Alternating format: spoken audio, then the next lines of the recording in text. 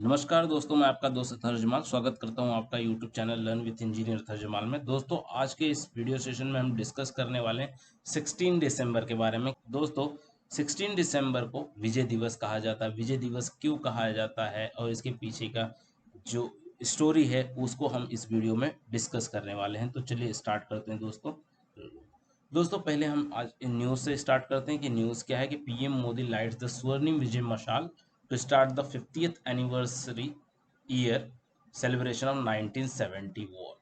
दोस्तों, 1970 वॉर से जुड़ा हुआ है 16 दिसंबर। तो 1970 वॉर क्या है दोस्तों? 1971 का जो वॉर है वो एक इंडो पाकिस्तान वॉर है, इंडिया पाकिस्तान का वॉर है। इसे लिबरेशन ऑफ द बांग्लादेश का वॉर भी कहा जाता है या war of the Bangladesh independence भी कहा जाता है। दोस्तों, इस साल इसकी 50वीं सालगिरह जो है, 50वीं एनिवर्सरी स्टार्ट हो रही है। और दोस्तों, क्या हुआ कि आफ्टर इंडिपेंडेंस जब हमें 1947 में आज़ादी मिली अंग्रेजों से, तो हमारे देश का क्या हुआ? अनफॉर्चुनेटली पार्टीशन हो गया।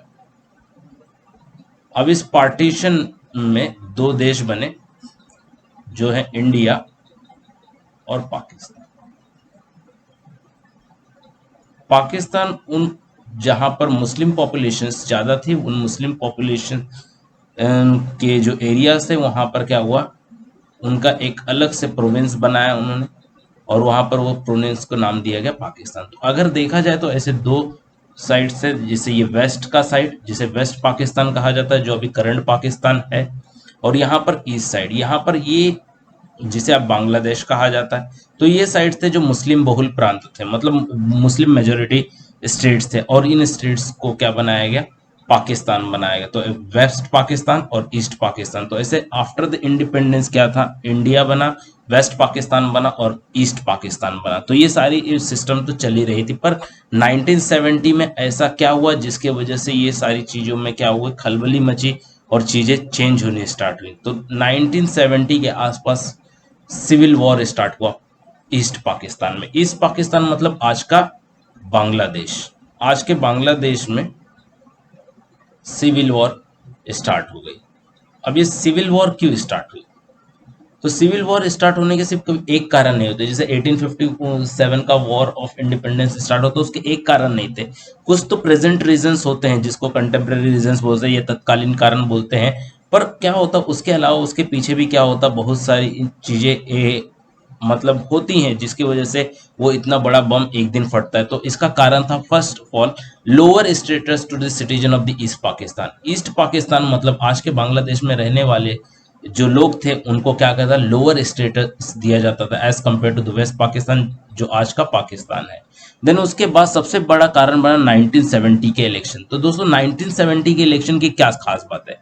पहली खास बात कि पाकिस्तान बनने के बाद, दैट इज 1947 में पाकिस्तान बनने के बाद ये फर्स्ट टाइम था कि इलेक्शन हुआ था।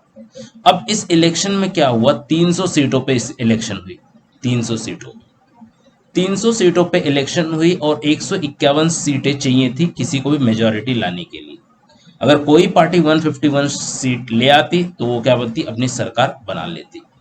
इस तरह से तो इस इलेक्शन में 160 सीट्स मिले शेख मुजीबुर रहमान को, अवामी लीग के उनकी पार्टी थी, और ये पार्टी थी ईस्ट पाकिस्तान की जो आज का बांग्लादेश है। और ट्रिपल पी नाम की एक पार्टी थी जो कि जुल्फिकार अली भुट्टो की थी, उसे मिले 81 सीट्स। तो अगर इस हिसाब से देखा जाए तो 160 सीट्स के साथ ईस्ट पाकिस्तान की जो अवामी लीग पार्टी थी, शेख मुजीबुर रहमान की पार्टी थी, वो क्या थी? लीड पे थी और एब्सोल्यूट मेजॉरिटी भी थी। इसके हिसाब से सरकार किसकी बननी थी? शेख मुजीबुर रहमान की। पर यहाँ पर दो पॉलिटिकल प्लेयर्स नजर में आते हैं। वो है कौन से? याह्या खान एंड जुल्फिकार अली भुट्टो।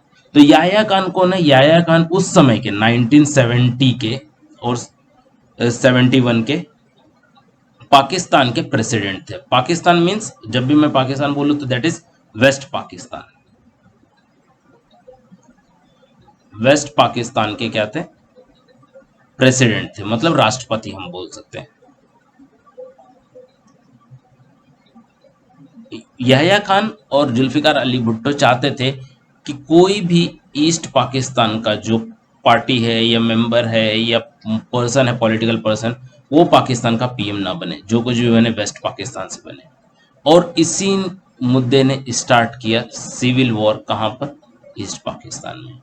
अभी तक तो उनके साथ ईस्ट पाकिस्तान वालों के साथ लोअर स्टेटस कंसिडर किया जाता था, लोअर स्टेटस दिया जाता था, वो भी उन्होंने सहा। पर ये क्या हुआ, एब्सोल्यूट मेजोरिटी लेने के बाद भी शेख मुजीबुर रहमान को प्राइम मिनिस्टर नहीं बनाया गया।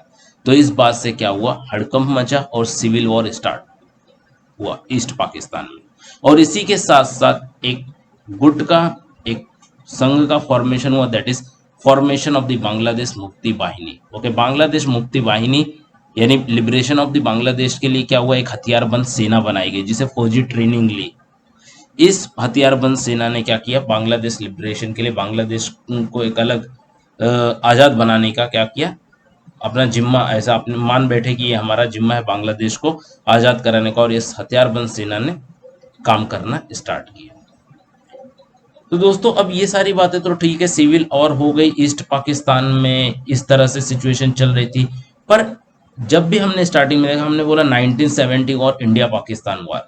अभी इंडिया इस मैटर में, ये वॉर में, इस सिविल वॉर में इंडिया कैसे इन्वॉल्व हो गया और कैसे बातें यहाँ तक पहुंच चुकी, तो इसके ऊपर हम डिस्कस करते हैं, India and the liberation of the Bangladesh. दोस्तों इंडिया ने इनडायरेक्ट सपोर्ट दिया था बांग्लादेश मुक्ति वाहिनी को, पर कभी भी इंडिया फॉर्मली किसी भी वॉर में नहीं गया। और इंडिया का ये ट्रेडिशन रहा है कि हम पहले पहले एज अ फर्स्ट मतलब अटैकर नहीं बनते हैं। ओके, हम किसी पे डायरेक्टली अटैक नहीं करते। भले इंडिया ने इनडायरेक्ट सपोर्ट दिया था बांग्लादेश मुक्ति वाहिनी को, पर पाकिस्तान ने क्या किया, 3 दिसंबर को इंडिया की कुछ सेवरल इस सिटीज पे क्या किया, पाकिस्तान की एयरफोर्स ने अटैक किया।